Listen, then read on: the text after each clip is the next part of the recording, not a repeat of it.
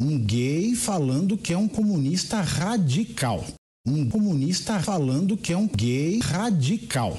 Como é que vocês estão, gente? Vocês estão bem? É um radical desse falando que é um gay comunista, né? Não existe comunista que não seja um gay radical. Tem notícia boa? Você tá no Brasil. Claro que não. Exatamente, estamos no Brasil. Não tem como ser radical sem ser um gay comunista. Um gay... Não tô satisfeito com o cenário ainda. Acho que falta 2 quadros aqui, 2 quadros aqui. Tá faltando quadro. Acho que tá... Mas é isso. Eu tô começando a decorar essa parede aqui. Porque eu não repeti o erro da Dora Figueiredo e não reformei uma casa alugada, né? Então eu era resistente a mudar qualquer coisa dessa casa.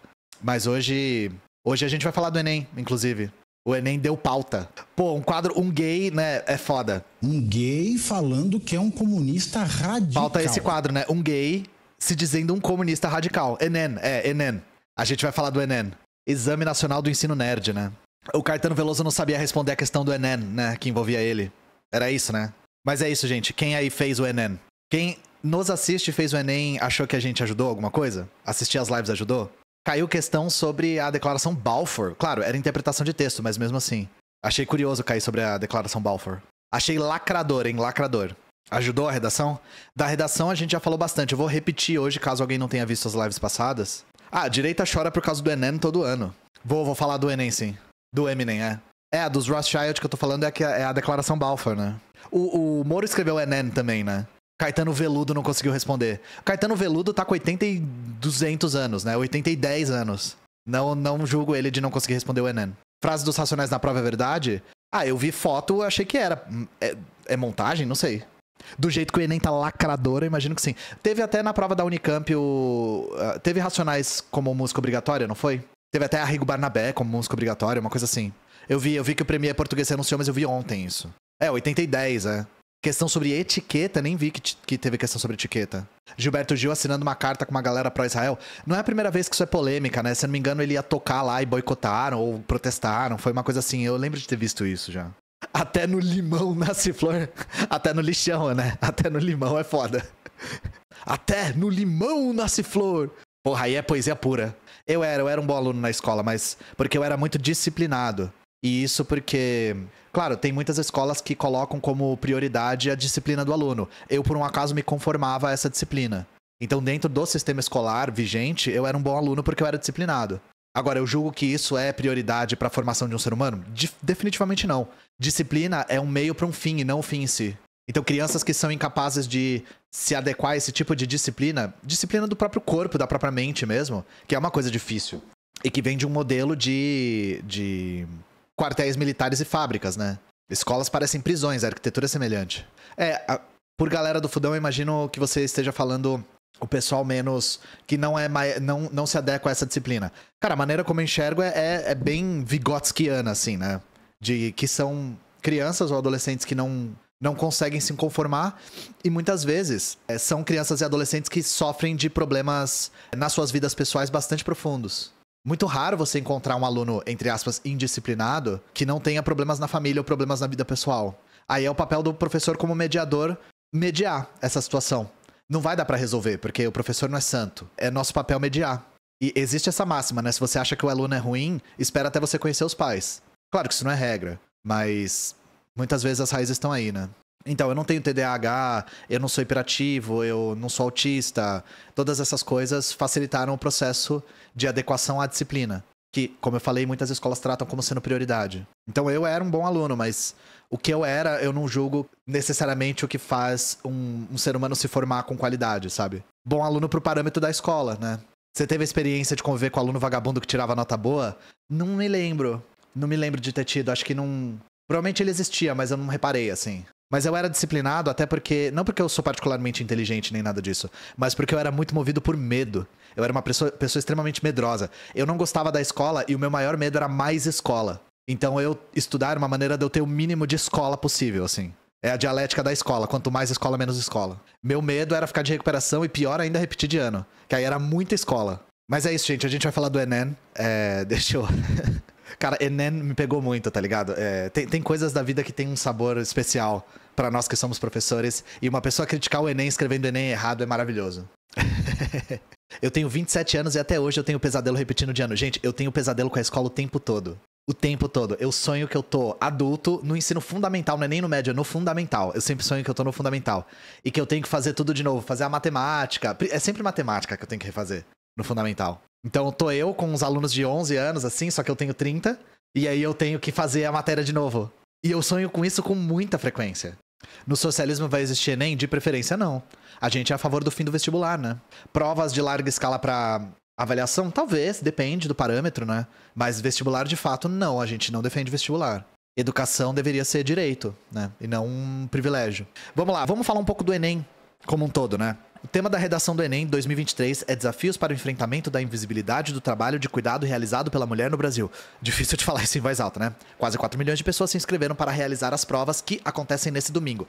Eu achei esse tema da redação do Enem muito interessante mesmo. E eu recebi muitas mensagens agradecendo pelo nosso trabalho, porque a gente fala bastante sobre isso aqui no canal. E muita gente que disse que conseguiu ir bem na redação, pelo menos se conseguiu saber o que escrever e tal, conseguiu argumentar, por conta dos vídeos que a gente cria na Soberana. Então, fico muito feliz de ter contribuído. Eu queria aproveitar também para falar sobre o tema em si. Bom, primeiro que não é surpresa pra ninguém, eu tenho certeza que vocês fazendo o Enem já sabiam que a direita ia tirar as calças pela cabeça com esse tema, né? Obviamente. E é o que tá acontecendo. Mas eu queria aqui falar sobre como nós comunistas enxergamos essa questão. Então, por invisibilidade do trabalho de cuidado, a gente pode entender uma série de coisas. Primeiro de tudo, não existe dúvida nenhuma, gente, de que a mulher faz o trabalho mais importante de longe para o capitalismo. De longe.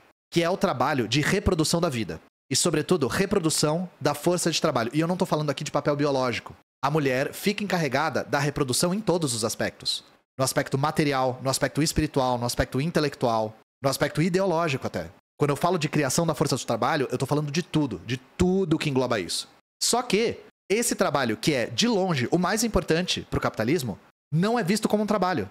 É visto como uma obrigação moral, ou pior, é visto como uma missão espiritual, uma missão divina, teológica e teleológica da mulher, com espírito materno transcendental. É, como vocação, pior ainda, né? E vocação a gente consegue expandir isso para outros setores do trabalho que tem maioria de mulheres, né? É biológico e ao mesmo tempo espiritual e transcendental, etc, né? Só que Plínio Salgado das ideias, pra você ver como é que era o discurso dos fascistas, ele é todo assim. E o discurso do Bolsonaro é idêntico. Qual que é a questão? Para nós comunistas, isso aqui é categórico, tá? Não existe dúvida nenhuma.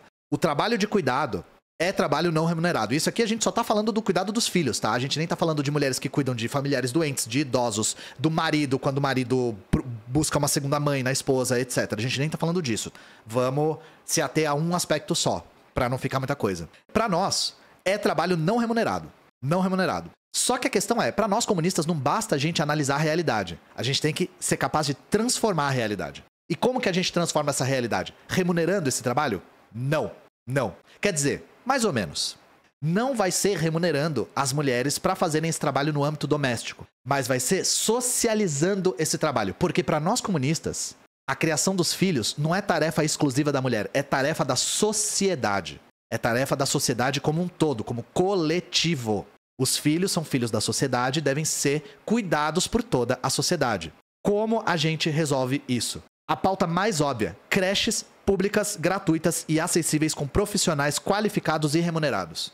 Isso já é socializar esse trabalho, que é feito pelas mulheres em jornada dupla e não é remunerado, e que é transferido para profissionais qualificados e remunerados. Creche Bandicoot, exatamente. Creche Bandicoot. E em período que cubra o expediente. Muito bem lembrado, Bebel. Muito bem lembrado. Quem já tentou botar filho em creche sabe do que eu tô falando. Só que não é só isso. Outra coisa. Vocês sabem o quanto o preparo de comida toma tempo, gente. Principalmente se você tem mais de um filho. O que a gente defende? Restaurantes públicos, acessíveis e de qualidade, com profissionais qualificados e remunerados. Para que o preparo da alimentação não fique todo nas costas das mulheres. Mais uma coisa. Lavanderias públicas acessíveis, de qualidade. Para que o cuidado com as roupas não fique a cargo das mulheres. E qual que é a questão? Tudo isso, gente, é a solução socializada da questão. Porque assalariar as mulheres para fazerem esses cuidados é a saída liberal, é uma saída individualizante. E a gente não visa só, digamos assim, reduzir a carga de trabalho da mulher. É isso, mas não só isso. Isso acarreta uma série de consequências positivas. Não sei se eu posso falar consequências positivas, mas isso acarreta uma série de questões. A primeira é, as mulheres ficam livres para exercer o seu ofício, tá? Ofício, sem fazer jornada dupla. E isso, muitas vezes, liberta a mulher do jugo financeiro dos maridos. O Bolsa Família, que é uma política pública bastante modesta, já conseguiu demonstrar que isso é verdade. O próprio Bolsa Família, por dar renda na mão da mulher, conseguiu fazer com que muitas mulheres se libertassem do jugo econômico dos maridos. Entendem? Só que tem uma questão que era muito importante para os socialistas. A mulher fica livre para exercer a sua função política na sociedade. Agora a mulher tem tempo para participar de partido, de assembleia, de sindicato, de coletivo, de movimento social. A participação política das mulheres é fundamental e as mulheres precisam ter tempo para participar. Tanto tempo quanto os homens. E tudo que eu tô falando não é fantasia. Tudo que eu tô falando já aconteceu e ainda acontece em países socialistas. Aconteceu na União Soviética, aconteceu na Coreia, aconteceu em Cuba. Isso tudo já aconteceu. Não é fantasia, não é ilação, não é um delírio meu, não é uma projeção, não é nem idealismo. Caso vocês queiram ler mais sobre, tem uma matéria aqui da Agência Pública que é basicamente falando tudo o que eu falei. E isso sem entrar na questão do comunismo. Aqui, ó. Isso aqui é anterior, viu? Ó. Isso aqui é de 11/8/2023. Dupla jornada para mulheres leva a ciclo de pobreza, desigualdade de gênero impede desenvolvimento. Bruno de Freitas Moura, na Agência Brasil. Eu falei Agência Pública, né? Agência Brasil, desculpa. Sobrecarga de trabalhos domésticos e cuidados com as pessoas da família. Ó, sensato isso aqui. Cuidados com as pessoas da família, nem falou dos filhos, né? Faz com que as mulheres tenham uma dupla jornada não remunerada e as impede de se desenvolverem pessoalmente. Isso aqui é a razão, gente, pela qual a aposentadoria das mulheres é mais cedo, tá? Eu já vi muita antifeminista maluca aí dizendo que, não é direitos iguais, então por que a aposentadoria da mulher é mais cedo? A mulher é mais frágil? Não, caramba! A mulher trabalha o dobro. Por isso que a aposentadoria dela é mais cedo. É uma forma de equilibrar minimamente, dar um mínimo de equidade para a situação. Esse é o diagnóstico feito por especialistas ouvidos pela Agência Brasil, no contexto em que o IBGE revela que as mulheres dedicam aos afazeres domésticos e cuidados de pessoas quase o dobro do tempo gasto pelos homens. Então nós temos aqui as mesmas coisas, ó. Dependência do provedor. Deixa eu ver aqui. O mundo do trabalho é o mundo da remuneração. Então, são mulheres que, de certa forma, acabam dependendo de um salário do marido. Elas acabam sendo subordinadas a um homem provedor. Analisa ressaltando que se refere às famílias em que mulheres são casadas com homens. Espaço político. Olha só, gente. E isso aqui, ó. Prestem atenção nisso. Pesquisa do IBGE aponta que as mulheres pretas têm o maior índice de realização das tarefas, 92,7%, superando as pardas e as brancas. Quando a gente faz o recorte racial, isso fica mais intenso ainda. E espaço político. Novamente, isso aqui não é um texto comunista, tá, gente? A participação da mulher nos espaços de política também é impactada negativamente pela sobrecarga de trabalho doméstico, diagnostica a diretora da ONG. Exatamente. Então, eu vou só deixar isso aqui como referência. É uma matéria longa, não vou ler tudo, né? Mas caso vocês queiram se aprofundar mais no tema. Eu não redigi uma redação, eu redigi um desabafo, é foda. É foda, esse tema da redação deve ter pego muita gente pela experiência pessoal, né? Isso aqui não tá distante. Dentro do próprio capitalismo, a gente pode lutar pela melhoria da condição do trabalho invisibilizado da mulher. Projeto inédito do Ministério das Mulheres prevê a criação de lavanderias públicas gratuitas. Isso é agora. Felipe Mendes do Brasil de Fato. Prefeituras e governos estaduais têm até o dia 14 de novembro para apresentar propostas de lavanderias comunitárias. O projeto inédito do Ministério das Mulheres pretende implantar lavanderias públicas de uso gratuito em diferentes cidades brasileiras em parcerias com prefeituras, governos estaduais ou representantes de outros estados federados. Por que é o Ministério das Mulheres fazendo isso, gente? Socialização do trabalho doméstico. A Angela Davis deu essa ideia em Mulheres, Raça e Classe. Os soviéticos já tinham feito isso há muito tempo. As comunistas, as socialistas do século XIX já falavam disso. Sobre socialização do trabalho doméstico, socialização do cuidado com os filhos. A Angela Davis não tirou isso, ela não criou isso, ela se inspirou nas experiências reais, né? Das quais ela tirava muita inspiração. Se inspirava no Vietnã, se inspirava na China, que era uma revolução super recente, na Revolução Argelina. Então era esse o complemento. Agora, essa aqui é a parte que a gente vai entrar na zona cômica da questão, né? Vocês estão preparados pro agroputaço com o Enem? Nós vamos fazer uma vernissagem de posts de gente do agro putaço com o Enem. Porque a gente sabia que a direita histriônica ia ficar putaça com o Enem com o marxismo cultural. Mas o agro ficar putaço com o Enem, assim, me deixou... foi uma coisa um pouco catártica, né? Enem 2023, bancada do agro, diz que há cunho ideológico em 3 questões e quer convocar ministro. Cunho ideológico. Diferente das questões que não têm cunho ideológico. Questões puramente objetivas e técnicas, tais quais Auguste Comte gostaria. Vamos lá, vamos ver as questões. Primeira questão. Alternativas logísticas estão servindo de instrumentos que ativam os mercados especuladores de terras nas diferentes regiões da Amazônia e constituem indicadores utilizados por diferentes atores para defender ou denunciar o avanço da cultura da soja na região e, com ela, a retomada do desmatamento. É evidente que o crescimento do desmatamento tem a ver também com a expansão da soja, porém, atribuir a ela o fator principal parece não totalmente correto. Parto da compreensão central de que a lógica que gera o desmatamento está articulada pelo tripé grileiros, madeireiros e pecuaristas. Na visão do autor, o problema central da situação descrita é desencadeado pela etc. Gente, primeiro, isso aqui é uma questão de quê? Vou perguntar pra vocês, que vocês são inteligentes. Vocês não são da extrema-direita e vocês são inteligentes. Isso é uma questão de quê? O que a questão está avaliando aqui? Interpretação de texto. É uma questão de interpretação de texto. Não interessa se o que o cara está falando é algo que você acredita e desacredita, concorda ou não concorda. Na visão do autor, o problema central da situação descrita é desencadeado pela... Isso aqui está avaliando se você sabe interpretar texto, se você sabe ler. Mais uma. Essa aqui foi estranha. Por hora, apenas os mais abastados poderão sonhar em viajar ao espaço. Seja por um foguete ou por um avião híbrido, mas toda a população global poderá sentir os efeitos dessas viagens e avanços tecnológicos. Para uma aventura dessas, as empresas tiveram que criar novas tecnologias que podem em algum momento voltar para a sociedade. A câmera fotográfica, hoje comum no mundo, antes foi uma invenção para ser usada em telescópios, e o titânio, usado até na medicina, foi desenvolvido para a construção de foguetes. Aí temos uma imagem, um astronauta chegando, falando vivemos em paz, e um alienígena falando com um indígena, falando acredite em mim, não confie nesse pessoal. Os textos apresentam perspectivas da nova corrida espacial, que revelam, respectivamente, aqui, expectativa e desconfiança, né, por conta do legado colonialista que assolou praticamente todas as nações da Terra, né? A história do século XX a história do século XX e do XIX é a história do colonialismo, de colonizados e colonizadores. Isso aqui o agro pegou ar. Isso aqui o agro pegou ar. Me disse isso aqui não é vestir a carapuça. Nem tá citado isso aqui. Acertei no chute. E, gente... eu quero só lembrar uma coisa. Vocês já leram ficção científica soviética? Porque tinha muita ficção científica soviética. O mais famoso provavelmente seja o Solaris, né? O livro, depois do filme do Tarkovsky. Sempre que a ficção científica soviética fala de contato, eles falam não de colonização, mas de troca. De uma troca de informações e troca de experiências e troca de tecnologias. É engraçado a cabeça do colonizador e a cabeça do comunista, né? Os alienígenas nos filmes estadunidenses vêm pra cá pra nos colonizar. Pra nos destruir, pra nos dominar. O que, assim, é a única maneira com a qual um estadunidense consegue conceber o contato, né? Mas, enfim. E a última, que é a melhor de todas, aqui, ó. No Cerrado, o conhecimento local está sendo cada vez mais subordinado à lógica do agronegócio. De um lado, o capital impõe os conhecimentos biotecnológicos como mecanismo de universalização de práticas agrícolas e de novas tecnologias, e de outro, o modelo capitalista subordina homens e mulheres à lógica do mercado. Assim, as águas, as sementes, os minerais, as terras, bens comuns, tornam-se propriedade privada. Além do mais, há outros fatores negativos, como a mecanização pesada, a pragatização dos seres humanos e não humanos, e a violência simbólica, a superexploração, as chuvas de veneno e a violência contra a pessoa.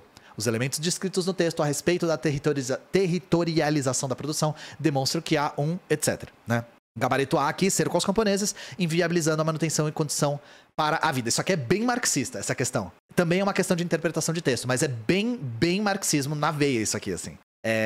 Tipo, tá até citando de maneira tangencial a acumulação primitiva de capital, cercamento de terras, etc. Vocês estão preparados para uma série de tweets de gente do agro muito louca por conta do Enem? Porque é isso que a gente vai ver agora. Tião Medeiros. Vamos ver o Tião Medeiros. Presidente da Comissão de Agricultura da Câmara. Deputado federal pelo Paraná. 778 seguidores. Enquanto nós batalhamos dia a dia para conseguir uma imagem positiva do agronegócio como pilar da economia, formador de mão de obra e gerador de renda, vem o Enem e nos joga contra a juventude do país. Tião, Sebastião Medeiros. Se vocês realmente fossem pilar da economia, formador de mão de obra e gerador de renda, vocês não iam estar precisando batalhar dia sim, dia também para construir essa imagem. Eu acho que você se acusou muito fortemente nisso aqui, tá bom? Isso aqui é se acusar. Pô, todo dia a gente tá tentando ludibriar as pessoas pra tentar convencer elas de que a gente faz alguma coisa que presta, e aí vem o Enem e vapo. É foda, né, gente? É foda. Mais uma. Rodolfo Nogueira, verificado. Deputado federal por Mato Grosso do Sul, cristão, casado, pai de 3 filhos, tratorzinho, produtor rural. questão do Enem 2023 atacando covardemente o setor que põe comida no prato do brasileiro. Não, ele não tá atacando a agricultura familiar, Rodolfo. Você lê de novo, tá até grifado aqui, agronegócio, não é agricultura familiar. Qual a intenção daqueles que elaboram uma questão tão leviana? Usar a educação para impor mentiras e ainda desrespeitar o agro. Um absurdo, ponto de exclamação. É Tião. Não, esse não é o Tião, é Rodolfo. Assim, os caras parecidos, né? Não ataca o MST, eu não vi atacar o MST aqui, né? Então, cara, eu recomendo você ler de novo. Agora, essa aqui é a braba. Essa aqui foi o que me fez separar isso aqui como tema da live. Kátia Abreu, nossa motosserra de ouro, me mete um Enem. 2 pontos. Milhões de brasileiros merecem uma explicação sobre esta questão. Uma pessoa escrever as besteiras que quiser no seu livro, tudo bem. Mas daí isso virar uma questão de prova é um assinte. Alunos foram obrigados a acertar uma resposta que não acreditam? Isso tem que ser um crime. Kátia, deixa eu te explicar uma coisa a respeito do Enem. Você tem que responder a questão a partir da interpretação do texto. Não interessa se você acredita no que o texto está falando ou não, tá? O que o Enem tá avaliando é se você sabe interpretar texto. É isso, tá? Eu sei que inteligência não é o seu forte, mas vamos se ajudar um pouquinho. Outra coisa, tem um vídeo no meu canal sobre a Kátia Abreu, tá? Vamos recapitular quem é essa indivídua. Porque eu já fiz um vídeo numa época aí que ela era vice do Ciro, aí tava com uma coisa meio... né, tava suspeito. Kátia Motosserra, exatamente. Então, é claro, essas questões do Enem foram um show de carapuças e tá uma delícia ver o agro pegando ar, principalmente com aquela questão que não tem nada a ver. Essa questão aqui foi a mais surpreendente, sabe? Já foi ministra da Dilma, sim. Tá bom?